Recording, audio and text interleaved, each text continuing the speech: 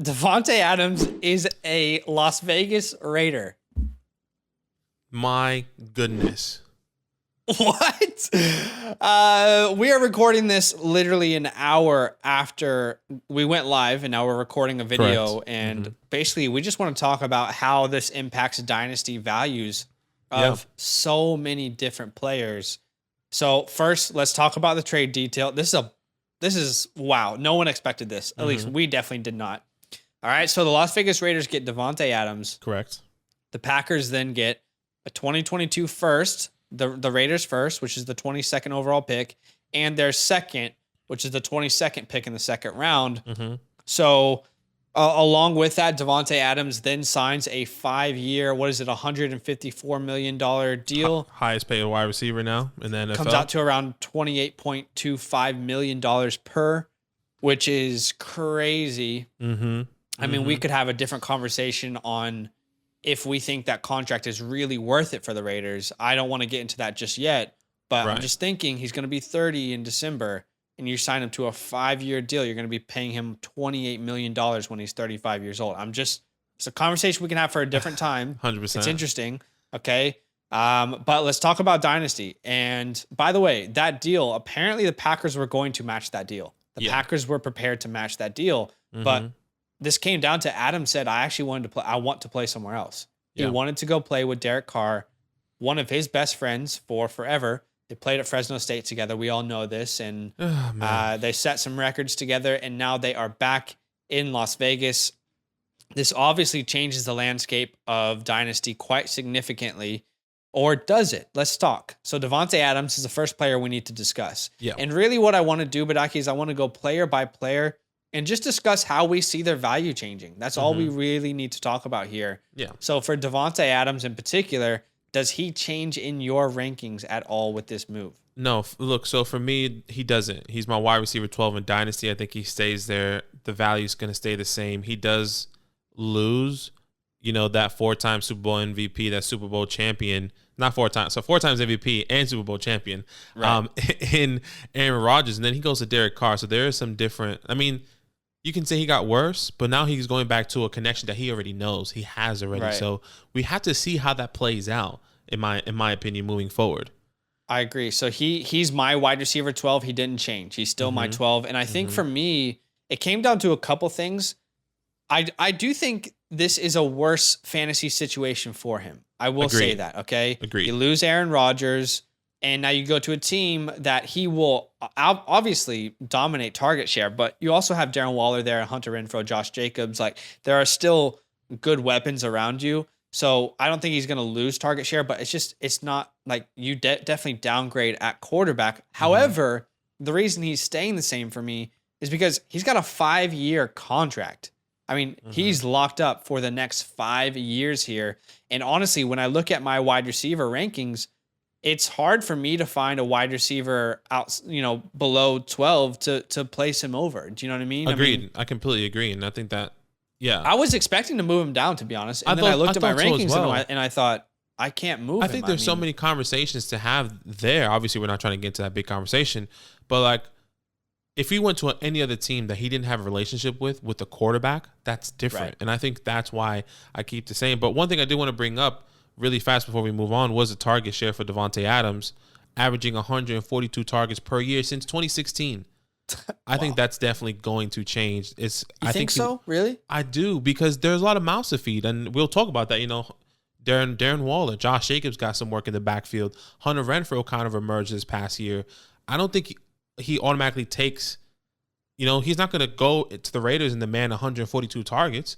I think he would demand more like 95 to 120. A 20. Bro, he's getting over 95 targets. I know. Come on. That is ridiculous. I agree. I'm not saying I'm saying like I'm giving that window 95 to 120. So maybe hold on. Let's put this in perspective for you. Just because I think you might be miscalculating here.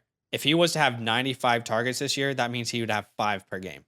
Okay. So then that's kind of crazy to say. All right. So we can even out. We can even out at 100.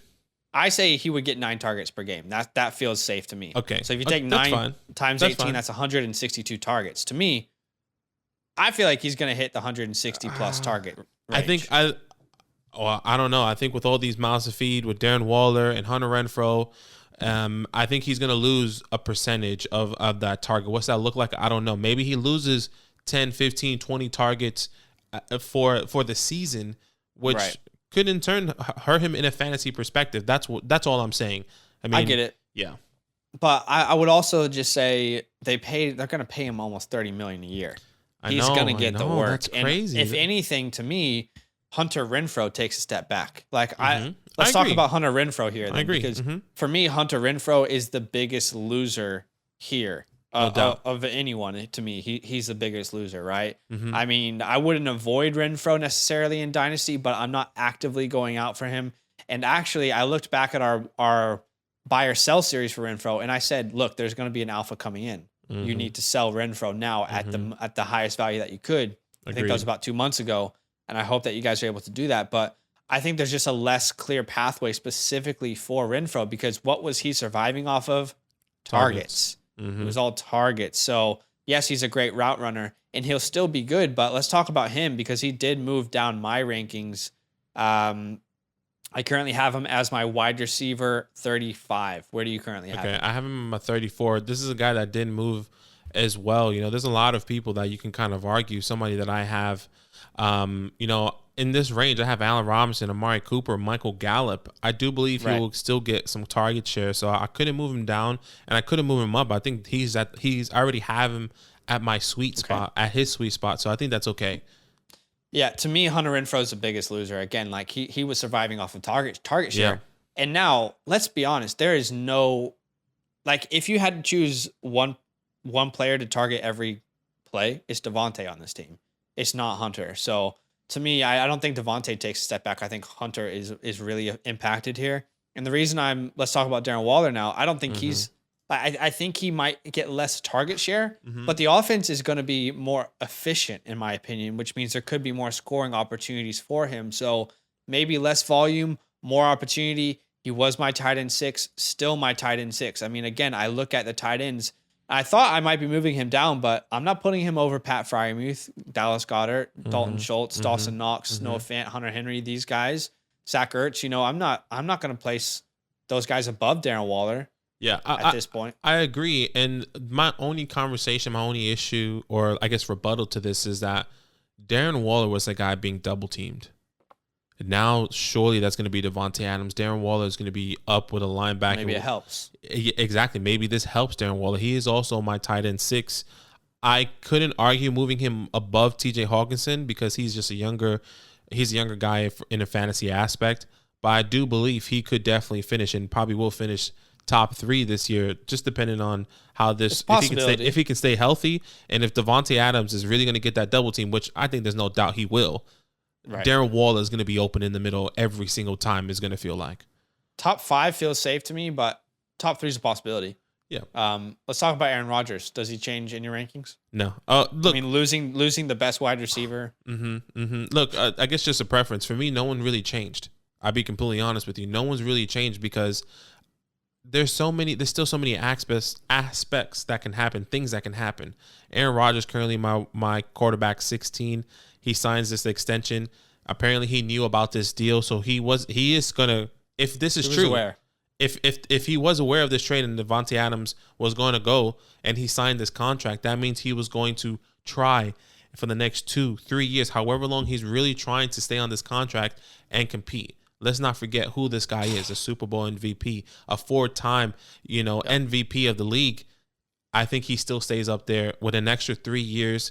There's no doubt about it. He has 3-4 people, wide receivers in his mind that he's talking with the head office, with the GMs and saying, you know what, we need to target these guys and I'm going to do everything I can to have somewhat of a close relationship and what's it called? It's rhythm. hard. Look, like Davante Adams. Here's the reality. Aaron Rodgers will never play with a better wide receiver in his career from here on out. He won't. Davante Adams was the best player that he played with, and he will not, until he retires, play with a better wide receiver on his team. That's just the reality. It's just not going to happen. It doesn't matter who they draft. It doesn't matter who they bring in or who they trade for. There will not be that connection that was built for almost a decade, and the skill level as well. Now, in saying that, my rankings did not change for Aaron Rodgers either. And again, it's because he does have that 3-year contract, and there are other players that I don't feel comfortable ranking over him, right? I don't feel comfortable putting Zach Wilson over him or Kirk Cousins or Jalen Hurts. Like, I still believe that Aaron Rodgers is one of the most talented quarterbacks in the league. So he will still be fantasy relevant for as long as he plays. He will still be a top 10 quarterback. Okay. Let me ask you. Okay, continue. Just quickly, this isn't going to be the final roster for the Packers. Exactly. Okay? There will be free agents who sign. There will be probably 3 to 4 different new wide receivers that come in. 100%. Again, though, none of them will ever be as good as Davante Adams. Okay, or who he was. But I completely agree on that. I think a lot of people would think that, okay, I'm not saying Davante Adams is pure talented. He was really talented coming into the NFL. Can Aaron Rodgers projectile someone like a Juju? Someone like, there's so many wide receiver names I can think. I feel like OBJ have already projected. Hypothetically, Juju goes there. Well, he never really hit his massive peak. Can Aaron Rodgers in the next 2-3 years still take a young wide receiver like Juju and projectile him into the conversation of a top 8 wide receiver in a talent perspective? Because he can do that in a fantasy perspective.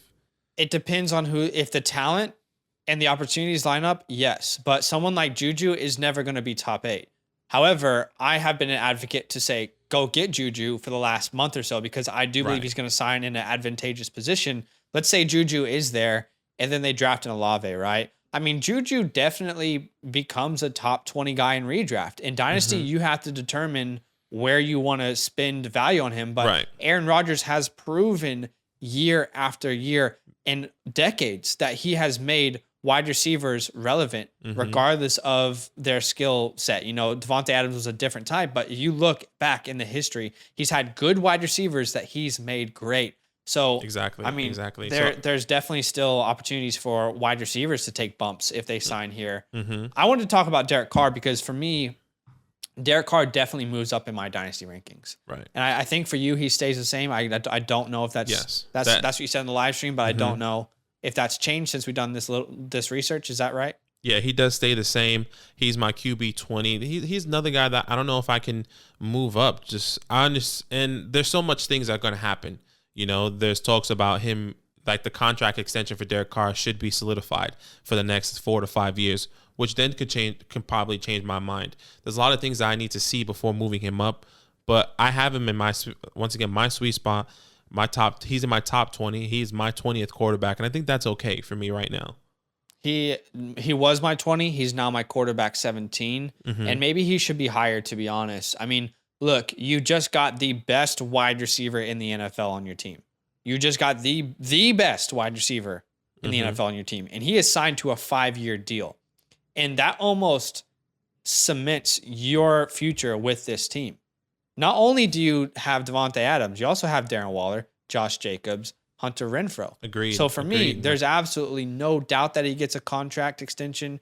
And there's no doubt in my mind that he should be higher than quarterback 20. And this is the conversation. Davante Adams is talented. Is he talented enough to projectile Derek Carr, the quarterback, into the top 15, into the top 12 conversation? And yes, I do believe that is a yes, but I'm yes with hesitation. I need to see it first. I mean, I honestly think I should have Derek Carr higher, to be honest with you. I think he's a lock for a top 12 quarterback. And like for people out there, like, you know, these are 3 guys ahead of him. I'm not saying I have him as a top 12 quarterback in Dynasty, but these are just 3 guys ahead of him in my rankings. Okay. A Tua, a Trevor Lawrence, and Mac Jones. These are all still young guys in Dynasty. Right.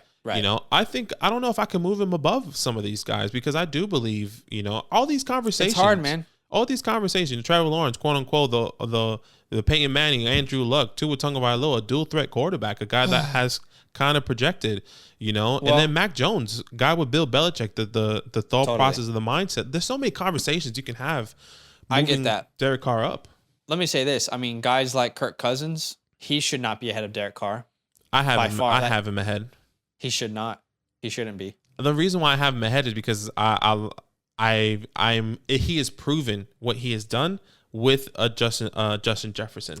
I think that's going to change for you. I 100%, and I think that can change 100%. Once again, I need to see it. I need to feel it.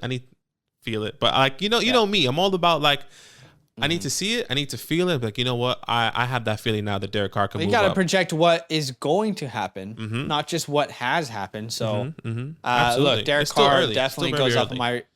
He definitely goes up in my rankings. And honestly, if I'm doing a dynasty startup, I mean he becomes a very attractive quarterback if I don't get a quarterback in the first 2 rounds. Then I do think maybe I can grab Derek Carr in the 4th. I would be okay with that 4th or 5th round. Whereas right now he was going in the 8th. So it's interesting. Again, just like jumps up the 4 rounds contract, like that. It's crazy. I think he does. I mean, he's guaranteed to be with this team long term, and he just got the best wide receiver. You know, I wanted to talk about one other player that I think is impacted. And by the way, all these players that we talked about, you know, you have said some of them haven't changed. I have said some of them haven't changed. While the rankings, and this is what I think really, if I could wrap everything up in a bow for the players who did not change in the rankings, right? While the rankings might not change, my expectations of certain players might change. Right. Okay. I no longer am. It's no longer solidified in my head that Davante Adams is the first wide receiver in redraft leagues, right? Like I no longer am 100% betting on him, right? It's no longer solidified in my head that Hunter Renfrow can be a top 24 guy in redraft or Darren Waller can be a top 3 guy. Like my expectations are just slightly lower, even for Aaron Rodgers. I'm not going to put them below other players, but my expectations when I draft them, I need to be aware that they might not be the same tier player with the weapons around them. The one player that I want to talk about that I'm really excited about is Josh Jacobs. Okay. I have been higher on Josh Jacobs than the rest of the Dynasty community for quite some time now. I said this last year in drafts. I was really loving his ADP. I'll say it again. I still love where you can get him in Dynasty startups. He's been my running back 14 in Dynasty rankings, and I'm not moving him up, but it just feels even more comfy now with this offense being more and more efficient. I think this offense is going to score a lot more points. Last year, Josh Jacobs had 10 goal line carries. That was 7th in the NFL. I think that number goes up. I think he has 15 to 20 goal line carries this year with this offense, with how efficient it's going to be. I am not going to compare Derek Carr to Joe Burrow, but what happened when Joe Burrow got this X factor wide receiver on the team? The offense changed tremendously. And who did that help? Joe Mixon. I mean, Joe Mixon scored so many touchdowns this year, and a lot of them were goal line carries. So I really do think we could see a top 10, top 8 finish from Josh Jacobs this year. And if you are a win now team or even a futuristic team, I think Josh Jacobs might not be a name that people are talking about, but I'm looking to go grab Josh Jacobs if I can. Right. For me, Josh Jacobs is once again a guy that didn't move in my rankings, a guy that I do believe he can continue to move up. Right now, he's my RB. He's my RB 19. I see one person I can move him above, so he probably will be my RB 18. But one thing I wanted to point out with Josh Jacobs that a lot of people in the fantasy community was raving about was that this was the first time we saw Josh Jacobs get a lot of work in the air. Okay, and he got targeted. He was targeted 64 times throughout the air, and I think that's going to change now. That percentage of air workload that Josh Jacobs has gotten could go from now to 20. You know, I don't see him breaking 20 now. Come on, bro. Like it's true. Like once again, you were just saying demanding targets. Davante Adams getting 100. You saying you agree with him getting 114. Now you have Darren Waller, Hunter Renfrow. You expect Josh Jacobs to get more than 20? Like I think that drops. I do expect Josh Jacobs to get more than 20 targets on the entire year. I think that drops. I mean, okay. Think about that, maybe, dude. You're saying he's going to get 1 target per game? It could happen. That's ridiculous. Anyways, that's what I'm saying. I think the target share in the air. I think the goal line. I completely agree. The goal line opportunities could be there. I think the targets in the air will definitely change and can definitely hurt him. It can hurt him because there was a lot of time where Josh Jacobs had an opportunity throughout the air. So we're talking as if Josh Jacobs was getting 6-7 targets per game in the air. He was getting 3.5 targets per game. No, for sure. But there was games where that is very replicatable. I think we'll see. There was times where he got 9 targets in the air and he got he was 9, 6, 7 like that. Those big games that he got it, which were some of his high scoring games. is going to hurt him.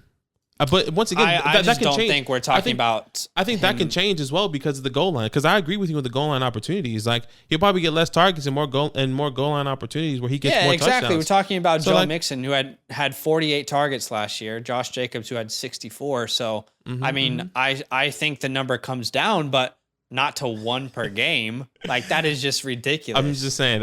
I think he can drop in the air. I completely agree with you that he's going to get a lot of work on the ground and goal line. So I'm agreeing with you. I'm just saying that he will drop in the air. That's all I'm saying. I agree, but he's not going to lose 40 targets. We'll see.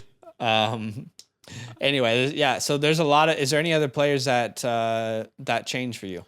No. I think the biggest one thing that is exciting is who the hell is going to go to Green Bay?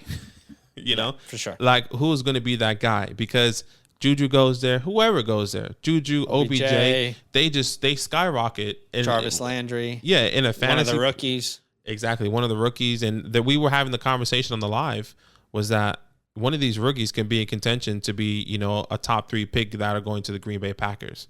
You know, we said whether it's Chris Olave, Garrett Wilson, if they fall, you know, Drake London, they fall, George Pickens, Williams. Whatever the case may be, those guys are contentions to be a top 5 pick now. No doubt about it. We just got to wait and see who is going to get there. Yeah. And by the way, the AFC West. What? They had to compete. I said this on the live stream. If you put any one of these AFC West teams, any one of them in the NFC East, they win it easily. But one of these guys is going to be 4th in their division, which is crazy. But anyway, guys, these are conversations we're going to continue to have. I feel like Badake, we need to do an entirely new buy or sell series soon after free agency. Oh, no doubt about it. Every single guy. I mean, we did a buy or sell for Hunter Renfrow already, one for Josh Jacobs already. We got to rethink some of this. 100%. There's so much now to rethink. It's free agency. This is what happens. It's exciting. All right, guys. Comment down below what your thoughts are. Let us know if we're crazy. He's probably said some things that you don't agree with. I've probably said some things that you don't agree with. Welcome to the channel. Yo, what's good? Thanks for watching. We got a lot more videos. A lot more. If you want more videos. Watch it. You can also subscribe. Right now. If you want to. You need to. And lastly, don't forget that you can sign up to support the show and get exclusive content by going to patreon.com/fantasylandfam.